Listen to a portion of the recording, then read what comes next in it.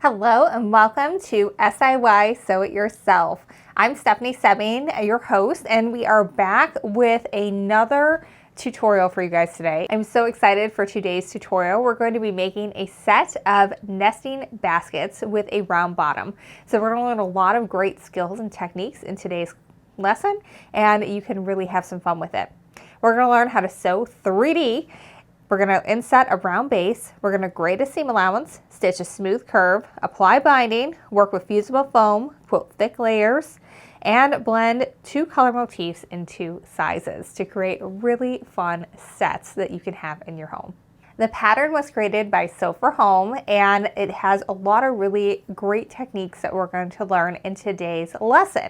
And at the end of it, you get a really cute set of nesting baskets. We thought the samples that Jaftex put together for this project were so adorable. You have things that are great for little ones and would look adorable in a nursery, or as well as just in your sewing room or around your home. Great little places to put collectible things. Like I remember when my daughter was very small, we had a basket just of her tiny little shoes that sat by the door.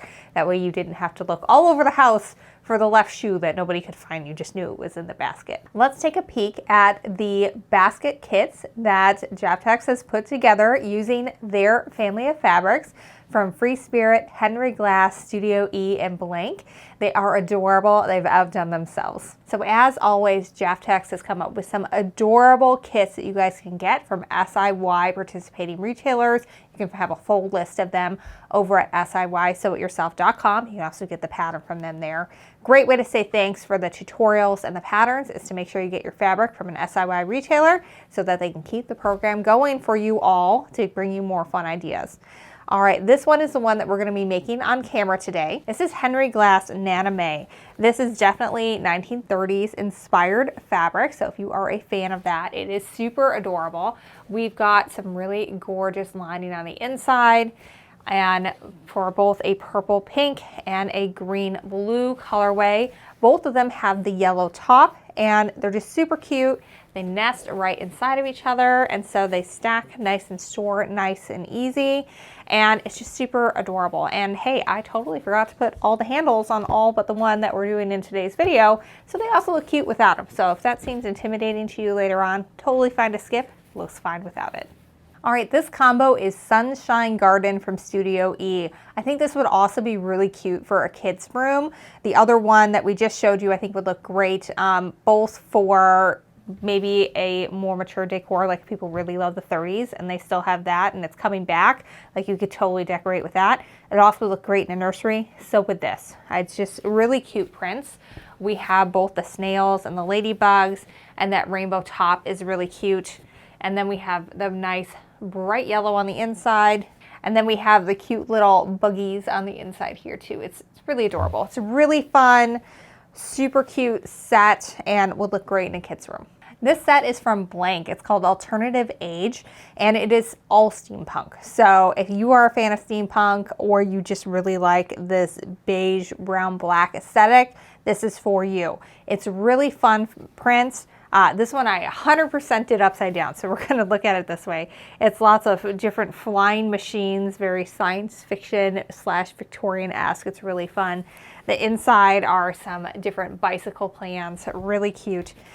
This one has different clock elements on it, the outside with a flower. And then on the inside, we have more hat and clock elements. It is really a fun one. I feel like this is the best like man fabric that we have. Like if you're a Tim Holtz fan, I think that you would enjoy this as well.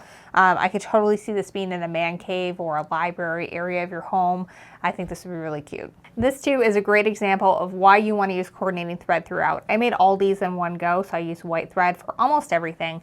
And so I outlined here, because I didn't think you'd see it, later in white, and you can 100% see it. So I definitely should have gone for the black thread for that. So make sure you're doing this, that you are coordinating, like maybe just doing one set at a time, and that you've got all your thread coordinated with it, and it will look fantastic. All right, last but not least, we have Kate Bassett with the August 22 release. Kafe always knocks it out of the park. It's actually 3 guys working together, and then Kafe does a lot of the coloring, and it is fantastic and bold and beautiful, and it would be a great accent piece in your house or your sewing room, especially if you're a big Kafe fan.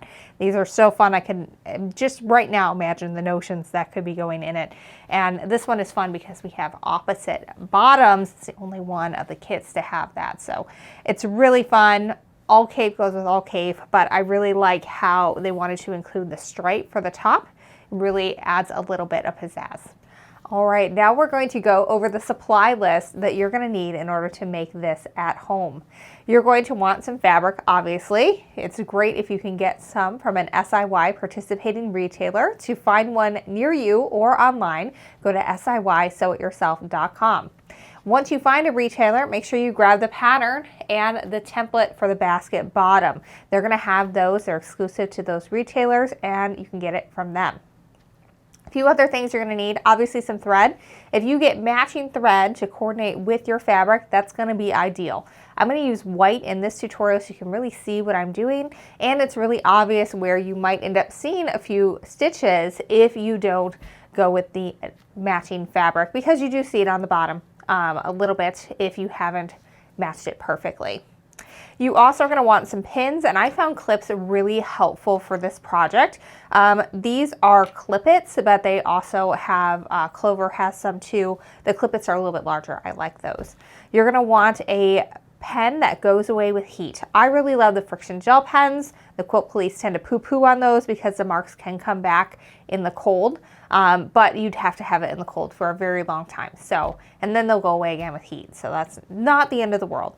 A little pair of scissors, of course, a walking foot, a zipper foot, and we'll go into all those and what we're using them for a little bit later, and some twill tape for the basket handles, and some foam. Now there's lots of different foams on the market. I have 2 here that I'm going to show you. There is Pellon foam, which is what the original samples were made out of. I used By Annie's Soft and Stable. This one is not have any adhesive on it, which I think you could have benefited from in this project, but it does hold its shape very nicely and they stand out lovely. Another great option you might find is this Bosal in R form.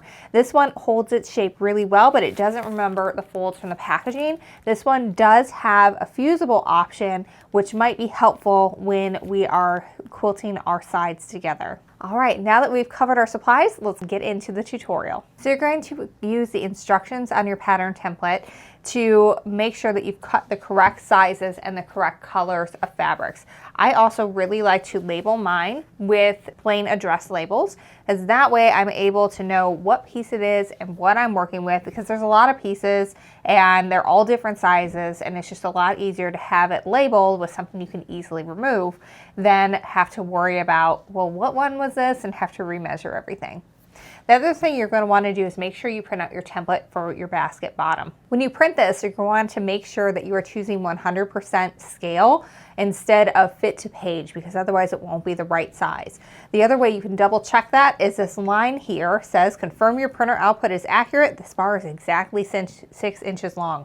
So you're going to put your ruler on that, and if it measures exactly 6 inches, then you've done it correctly. It is 100% scale and you're good to cut this out. You're going to print 4 of these and then tape them together to create your bag bottom template.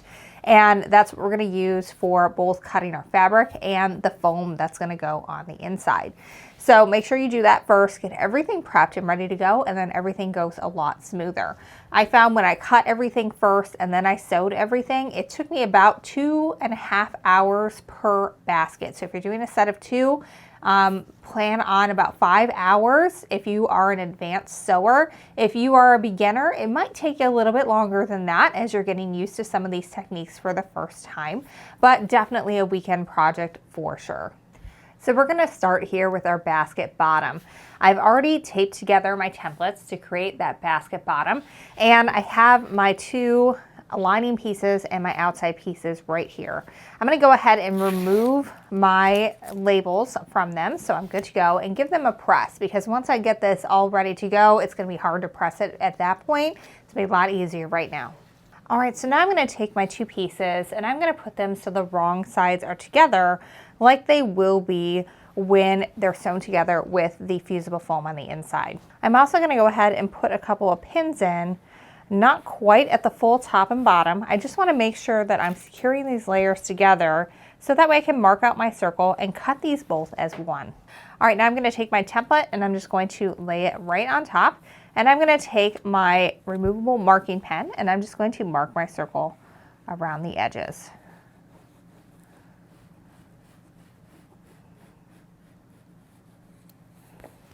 If you want, you can put something that's kind of heavy in the center that'll help hold it in place while you go around the sides. Once you're all done, you can remove your template, and now I can see my circle going around the edges. I'm just going to go ahead and cut on that. Now when you're all done with this template, what we're going to do is we're going to cut on this dotted line to get the size that we need for the foam insert. Now you can make a copy of this if you think you're going to make a bunch of them, or you can just cut on the original and maybe print some more later. Now I'm going to take my piece of foam and I'm going to pin that in place and trim around it.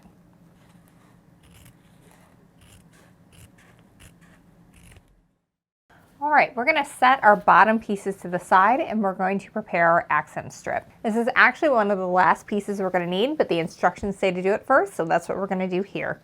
Again, I'm going to start by removing my label because I don't need that anymore. Now, if you are a quilter, this is going to seem a little familiar to you, or if you've ever made bag handles, this is a similar process. We're going to start by folding everything over hot dog style, meeting our long edges together, and we're going to press a crease in as we do that.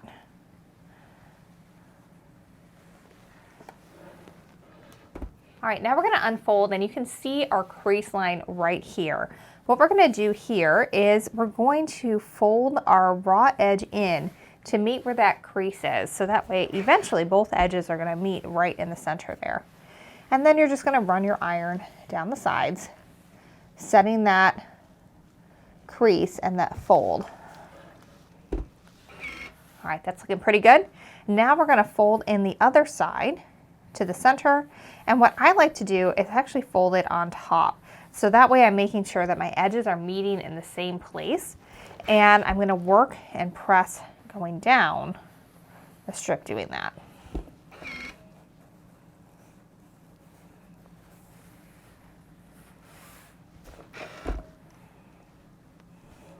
All right, like I said, this is one of the last pieces we're going to need, so we're going to set it to the side for now. Now we're going to prep our binding strip. This is going to go on the inside of our basket to conceal some raw edges. So again, I'm going to start just by taking off my label. Now this one, we're just going to press in half with the long edges meeting.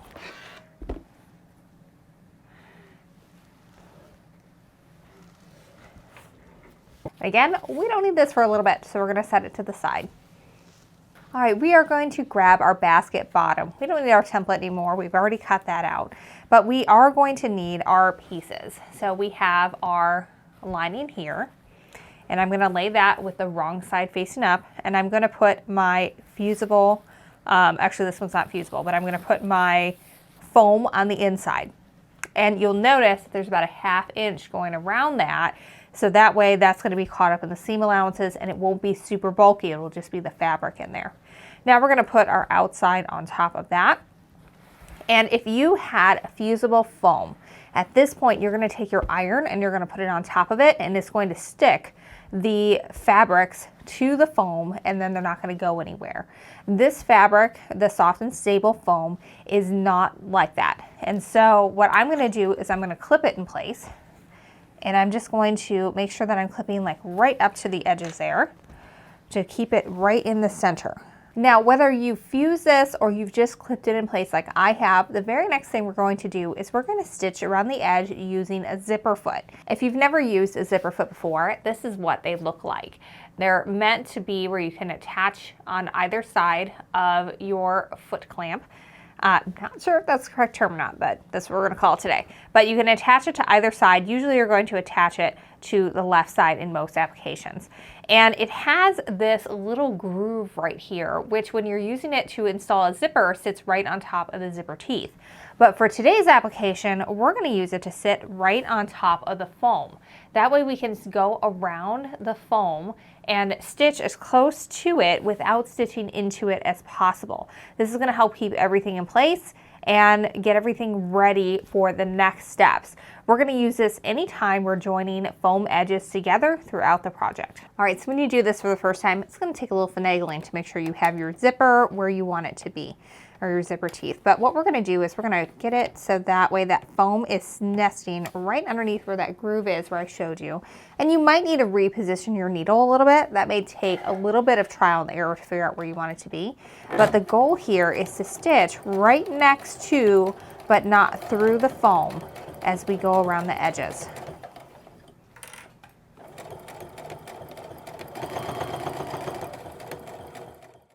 When you're all done, it's going to look a little something like this, where you can clearly see the puff from the foam in the center, and then the edges are kind of batted down around it.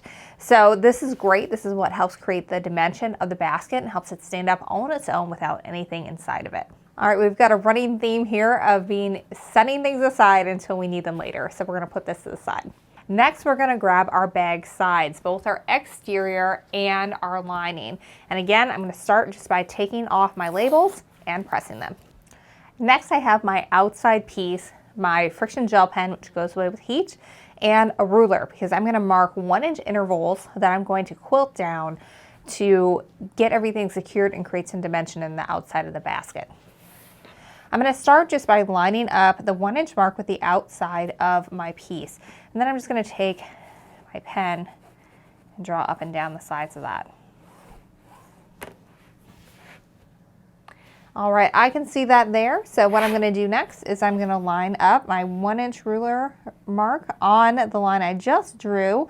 And as I go down, I'm also making sure that I've got inch lines lined up on the top and bottom. That way my lines are going to be nice and straight going up and down my basket. I'm going to keep on doing this until I've made it all the way across the outside.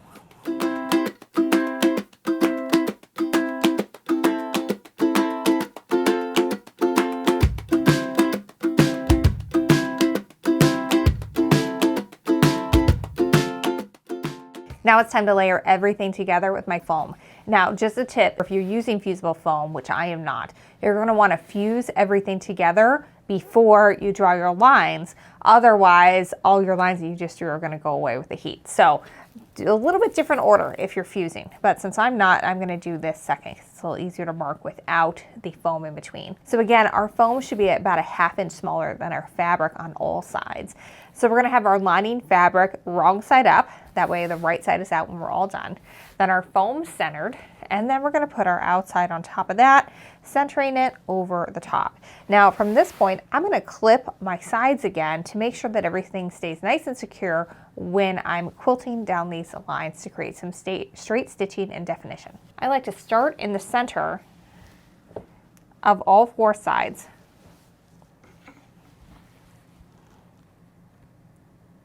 That kind of ensures that everything stays center. From there, I'm going to put a few more clips on the top and bottom and in my corners. All right, now I'm going to change my foot over to a walking foot, and we're going to start sewing down these lines, just starting from the center and working our way out on both sides. And I'm going to increase my stitch length to 3.5 or 3.0 would be fine too, because this is not like a stitch that's meant to hold everything together. It's meant to create definition and texture. So walking foot is special because it had feed dogs on the top that work in conjunction with your feed dogs on the bottom. It's perfect for stitching thick layers of fabric together like this, where we have 3 or more layers, because it's going to move everything together nice and evenly. All right, I'm just going to go ahead and start sewing right next to that center and just keep going across.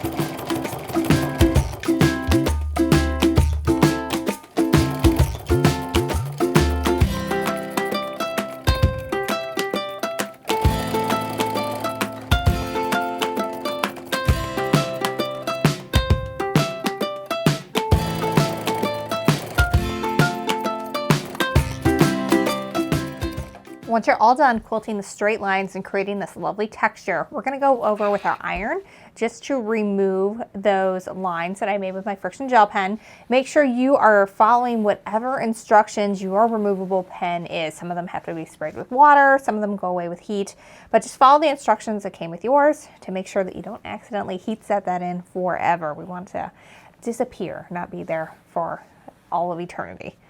Now the next thing we're going to do is switch our walking foot back to our zipper foot, and we're going to stitch along the edge of where the foam ends on both sides of our tube. You're going to want to make sure that you start and stop at your first stitching line though, because our next step we're going to be pulling these fabrics back so we can attach our edges to create our basket. So now what we're going to do is we're going to start stitching our pieces together, and we're going to do it in 2 steps. The first thing we're going to do is we're going to match our outsides together, and we're going to make sure, we want to make sure that our foam is lined up right on top of each other there. And even if, say, your fabric shifted a little bit on you as you were sewing it together, it's important that your foam line up more so than your fabric line up, because we can fudge that a little bit later. Now what I'm going to do here, once I have everything nice and lined up, is I'm going to take my clips and I'm going to clip the lining out of the way, because I'm going to take my zipper teeth next. I'm just going to stitch down the sides of this, just only in the fabric. But I want to make sure that my lining is out of the way, because we're going to sew that together separately. So this is what it looks like here. I've got everything pinned together and my lining is nice and out of the way there.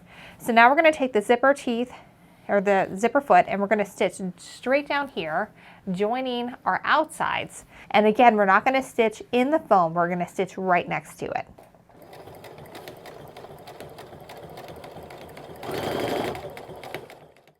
All right, so I've got my stitching line here. I'm going to go ahead and take this apart, and you can see now that this covers over really nicely. And so now we're going to stitch again right along here, getting right at the tip of where that foam is. So that way now we're stitching together our lining edges. Now this looks like we're going to have a raw edge, but we're going to cover that over with that tiny binding strip in just a sec. All right, we are now stitched on front and back. Everything is together. Now at this point we kind of have, because it was going around the foam, uneven edges for these seams. So what we're going to do is we're just going to trim everything down to an even 1/4 inch. You can eyeball this, it does not need to be exact. We're just trying to get a nice even seam allowance here. Now we're going to take the binding strip that we prepped at the very beginning, and we're going to sew it underneath our stitching line. Again, we're still going to use that zipper tape to go all the way down so that we're not stitching through the foam, but right next to it.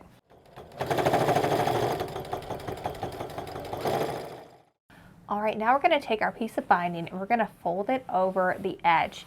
And I'm going to go ahead and clip this into place. And you can make this as large or small as you want. Just even is the best. What we want to do though is we want to cover that original stitching line, so that way that is nice and concealed when we stitch down it one final time. All right, so we're going to stitch one final time down the side of this, again stitching only through the fabric and not through the foam.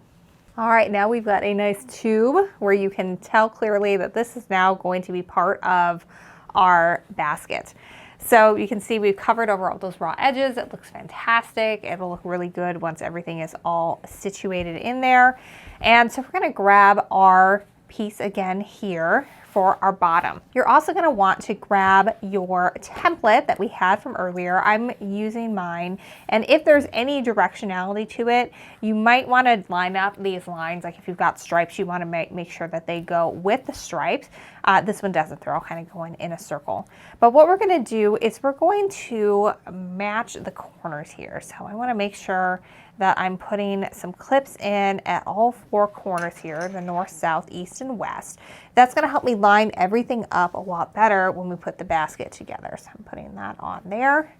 And we're going to do some clips here as well. Now remember, if you have directional fabric, you want to make sure that the bottom of the fabric is hitting the bottom of your bag or your basket bottom. I definitely screwed that up on one, so you want to make sure that you're paying attention to that. Now I'm going to go ahead and just put a clip also in the bottom here.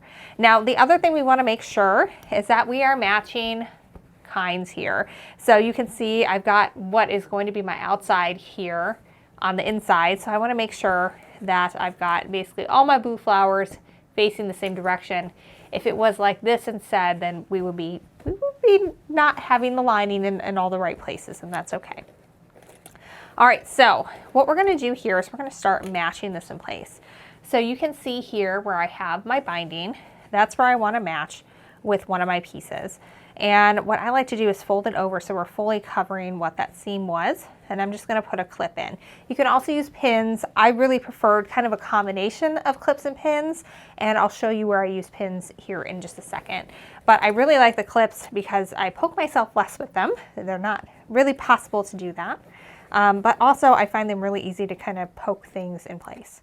All right, so I'm then moving across to the other side. I've got my north and my south in, and I'm kind of matching up so that the end of my clip is even with where my stitching line was, both for my bottom and my tube, and that'll help everything stay in line a little bit better later.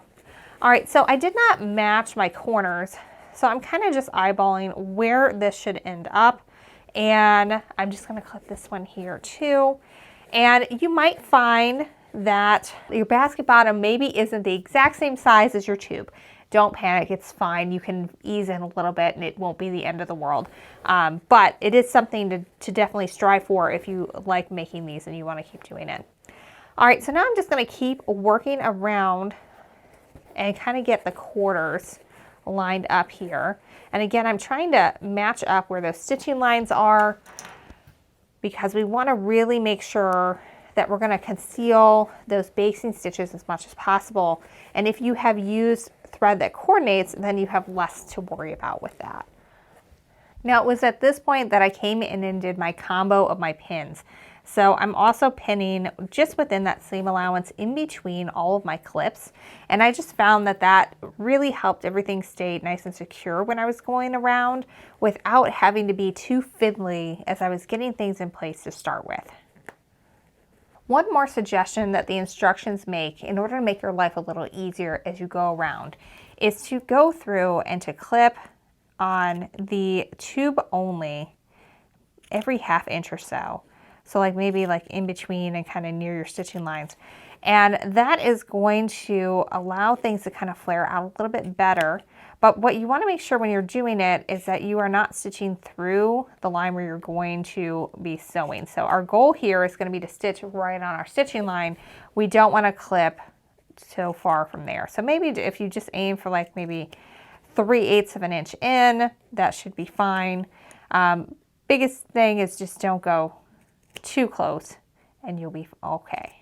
All right, so now we're going to take our zipper foot and we are going to go around the edge of this, and I'm going to move my camera so you're going to be seen from this side for the side view because you will not see, this is going to be way too large on the side of our sewing machine in order to be able to see from the other side.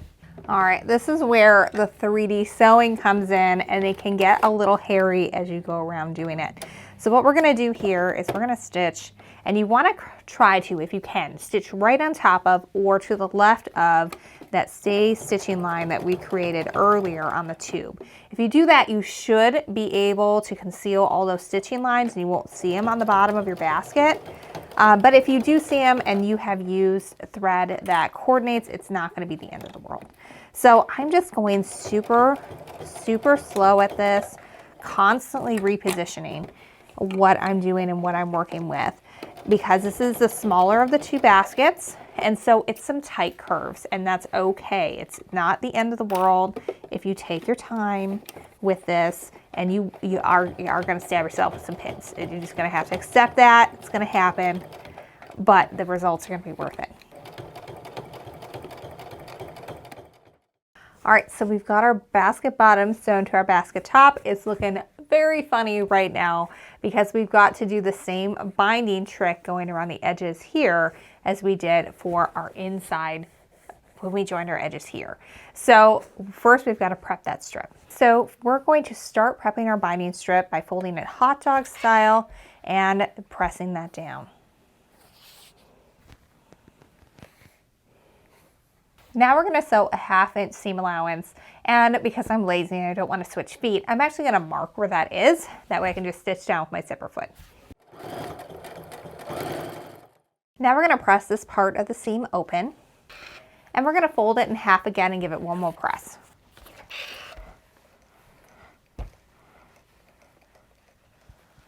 Now, if you had enough fabric, I would 100% recommend cutting this on the bias. It's going to make the next couple of steps a little easier. But for right now, what I'm going to do is I'm going to find where my seam is right here where we put everything together. And I'm going to go ahead and put my seam there as well for where my binding is coming together. I'm just going to fit it over that basket bottom. Now what I want to do is I'm going to line this all up so that everything is even with the edges of where our raw edges are for our basket bottom. We're essentially doing the exact same thing when we put seam binding over the raw edges of our inside of our basket walls, but we're doing it in the round this time, so it's a little bit more complicated. And I'm just going to keep working around doing that the same way I did when I was attaching my top or my bottom to the tube, where I'm just kind of working first at those 4 corners. And then we're going to fill in clips as needed in between. All right, now we're going to stitch around again right along that seam. This one is okay to be just on the inside of because you're not going to see it in the end because we're going to flip that binding over just like we did when we were doing this part. I'm not going to lie, this part is very fiddly. It is the most challenging part to get everything kind of arranged just so. You kind of want to smash down your basket while still keeping your edges together. Start kind of in the middle. But do take your time because this is where it can look a little sloppy if you just kind of try to go through it very quickly.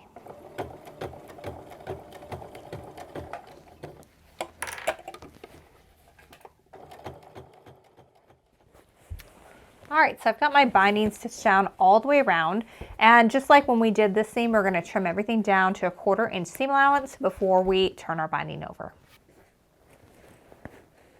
All right, I've got my trusty clips back out. We're going to go ahead and flip our binding over and clip it in place and stitch it down one final time.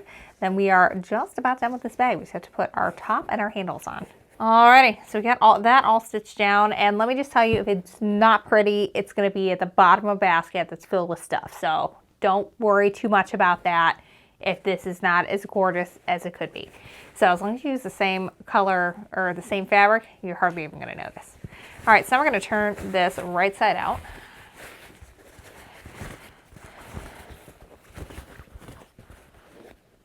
And this is why I recommend using the same color thread. So we can see here just little bits of where that stay stitching line is poking through. It's white and it's going to be on the bottom, so it's not going to be the end of the world. Here we see a little bit from the circle bottom itself. But if I would have used like a mint green, that would have been barely obvious at all. It would just absolutely look fantastic. So we are almost there. We're going to attach our top and our handles, and then we're calling it done. So it's looking pretty cute. It's almost ready to fill some stuff up. We just have a little bit more to do before we're ready to go. All right, so we want, remember we had about a 1/2 inch on the top here where this little stitch line is that has no foam in it. Well, we want to get rid of that before we put the top focus fabric on, because that way it can sit just right on top of that foam and it will feel nice and full all the way to the top. So that's just a super simple thing. We're just going to snip up to that stitching line, and then you're just going to cut around so that you are cutting off that extra fabric that does not have foam in it. Now the pattern shows you 2 ways to put your top along your basket.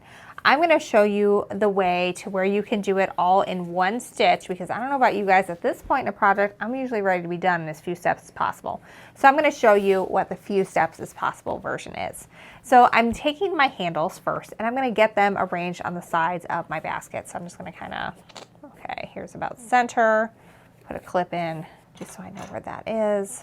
Now I'm going to position my handles just on either side of that there. So you can see I've got like my 1 inch guide there. So I'm just going to go ahead and use that as a guide so I can get that in place. Then I'm going to do the same thing on the other side.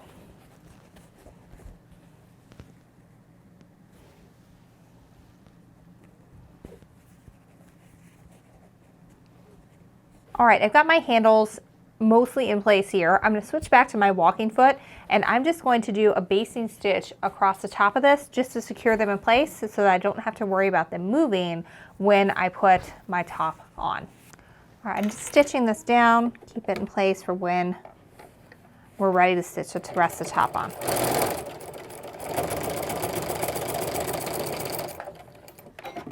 I drew my seam line out again. That way I can go ahead and just stitch straight down it without switching feet. I'm going to go ahead and press that seam open, and then we're going to fold everything back to the inside again and give it one final press before we put it on top of our basket.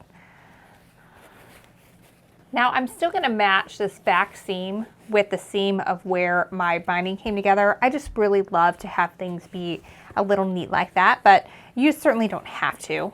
But what I'm doing now is we're just going to place it right on top where the top of this is coming right up into where that fold is. And for this one I did pin, making sure to have my pins pointing down. Once you get that first pin in, I find it's easiest to just kind of get everything in place. It kind of takes a little fiddling to make it work.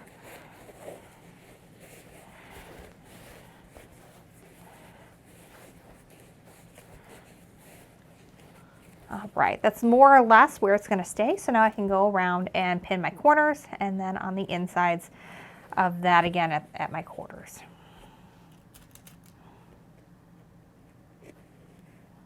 So now what I'm going to do is I'm going to take this compartment off and move it to the side. This is what you do when you're doing like skirts or arms or things like that.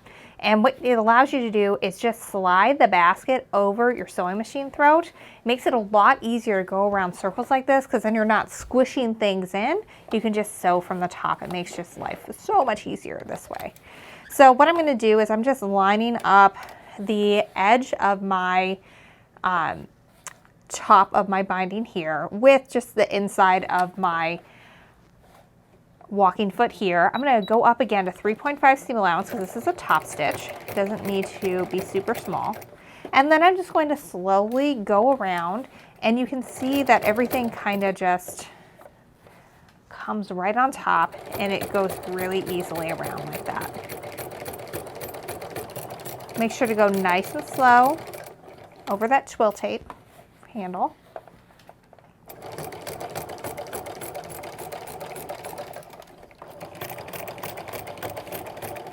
When you get around to the front, go ahead and back stitch to secure everything, then you can clip your threads.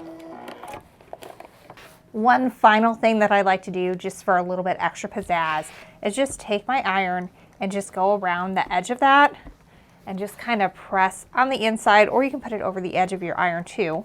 And that also works if you want to go from the outside. And it just helps everything lay nice and flat and look extra smooth. Well, we have done it. We have created our basket. It's got cute little handles. It's adorable. It is just the cutest little thing. I love this. And I think the possibilities are endless for this. You could really customize it to do your decor. You could do it with your kids' favorite themes or your grandkids' favorite themes. I think these would look adorable in a baby nursery to have, you know, the diapers in and the little lotions and things and diaper creams that they need. I think that this is just really has many, many uses, and they're fun to make. They definitely are cute. I would not suggest making a whole bunch all in one sitting, but a couple at a time are super fun to do, and it definitely is a really good weekend project if you're just going to do a set of 2. All right, well, make sure you go check out SIYSewItYourself.com. You can find a participating SIY retailer there where you can get the pattern for this, and they also have kits available with all the options you see behind me. So make sure you check one of those out so you can get some fabrics. A great way to say thanks for the free content and the tutorials is to make sure you get your fabric from an SIY participating retailer, and they're the ones who are part of the Jaftex family of fabrics who carry Free Spirit, Studio E, Blank, and Henry Glass. So lots of really adorable fabrics and lots of really great projects to inspire you. While you're there, make sure you check out some of the other fun, fast projects that are great for beginner sewers or advanced sewers who are just looking for something simple that they can do in an afternoon or weekend. All right, make sure you check out all the goodies, and until next time, happy quilting.